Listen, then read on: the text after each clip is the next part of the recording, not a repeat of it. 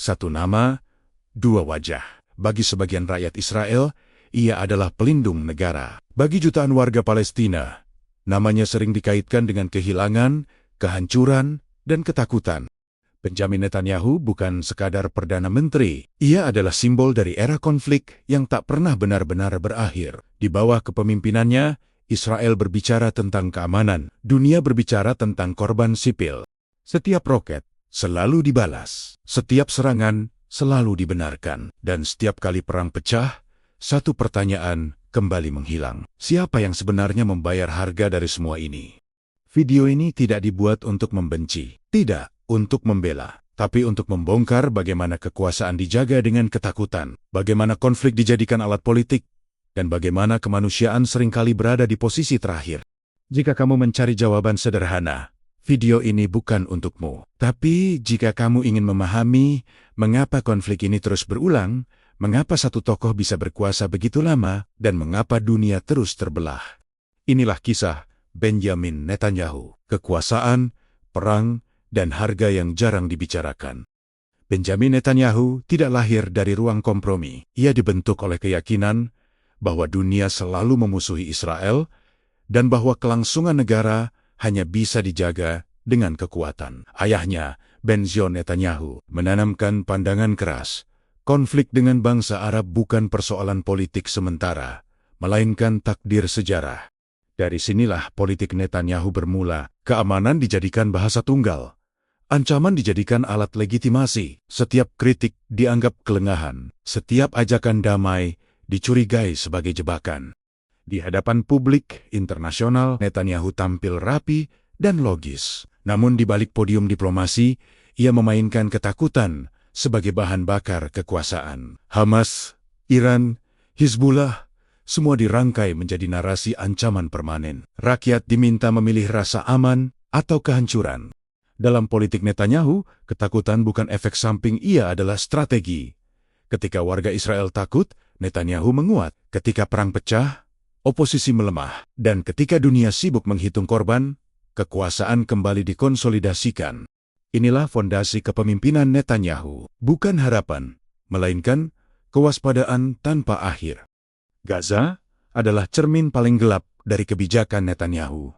Wilayah kecil, padat, dan terkunci. Setiap operasi militer selalu diawali dengan satu kalimat, demi keamanan nasional. Namun di lapangan yang tersisa bukan hanya puing, melainkan trauma kolektif.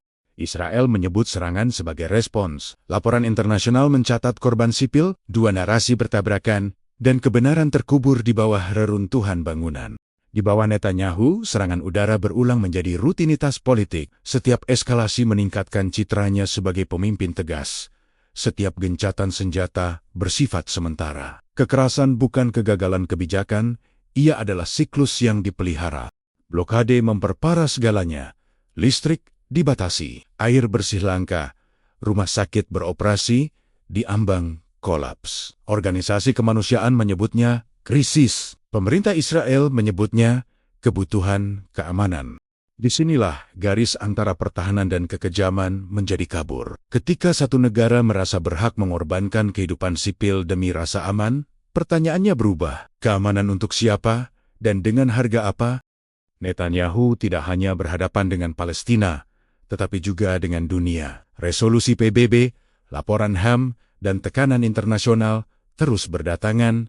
Tuduhannya berulang. Penggunaan kekuatan berlebihan, hukuman kolektif, dan pengabaian hukum humaniter. Namun Netanyahu bertahan. Ia membingkai kritik sebagai serangan terhadap Israel itu sendiri. Kritik hukum dianggap politisasi. Laporan kemanusiaan dituduh bias. Di dalam negeri, protes meledak. Tuduhan korupsi, krisis demokrasi, dan polarisasi masyarakat memperlihatkan sisi lain kekuasaannya. Tetapi konflik eksternal selalu menjadi tameng yang ampuh. Saat perang dimulai, kritik berhenti. Warisan Netanyahu bukan hanya kebijakan, melainkan preseden. Bahwa kekuasaan dapat bertahan lama dengan memelihara konflik. Bahwa penderitaan sipil bisa dinormalisasi selama dibungkus narasi keamanan. Ketika sejarah menilai, pertanyaannya bukan lagi apakah Netanyahu kuat. Pertanyaannya, apakah kekuatan itu menyelamatkan masa depan, atau justru mengubur kemanusiaan? Di luar Gaza, kebijakan Netanyahu meninggalkan jejak lain yang tak kalah kontroversial. Perluasan permukiman di tepi barat, bagi pemerintah Israel, ini adalah hak historis. Bagi hukum internasional, ini adalah pelanggaran yang terus diulang. Di bawah Netanyahu, pembangunan permukiman dipercepat, tanah dipetakan ulang. Pagar keamanan berubah menjadi batas permanen. Desa-desa Palestina terfragmentasi, akses jalan terputus, dan kehidupan sehari-hari dibatasi oleh pos pemeriksaan. Netanyahu tidak melihat ini sebagai konflik kemanusiaan, melainkan sebagai manajemen wilayah. Dunia berbicara tentang solusi dua negara. Di lapangan, realitas bergerak ke arah sebaliknya. Kritik internasional datang bertubi-tubi. Resolusi PBB disahkan. Pernyataan kecaman dirilis, namun tak satu pun menghentikan alat berat di lapangan. Disinilah konflik dinormalisasi. Tidak lagi hadir sebagai krisis darurat, tetapi sebagai rutinitas kebijakan. Rumah dibangun di atas sengketa. Kehidupan sipil menjadi variabel yang bisa dinegosiasikan. Ketika permukiman tumbuh, harapan menyusut. Dan ketika harapan hilang, kekerasan menemukan ruangnya sendiri. Netanyahu adalah Perdana Menteri terlama dalam sejarah Israel. Kekuasaan yang panjang bukan tanpa harga. Di dalam negeri, Israel terbelah. Protes massal pecah, tuduhan korupsi menyeruak, kepercayaan publik terkikis. Namun setiap kali posisinya terancam, konflik eksternal kembali menguat. Ancaman keamanan menjadi peredam kritik. Dalam situasi perang, demokrasi berada di kursi belakang.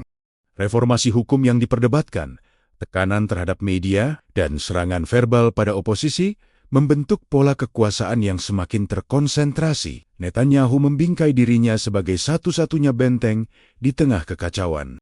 Pendukung melihat stabilitas, pengkritik melihat erosi nilai demokrasi. Dua realitas hidup berdampingan, dipisahkan oleh rasa takut dan loyalitas politik.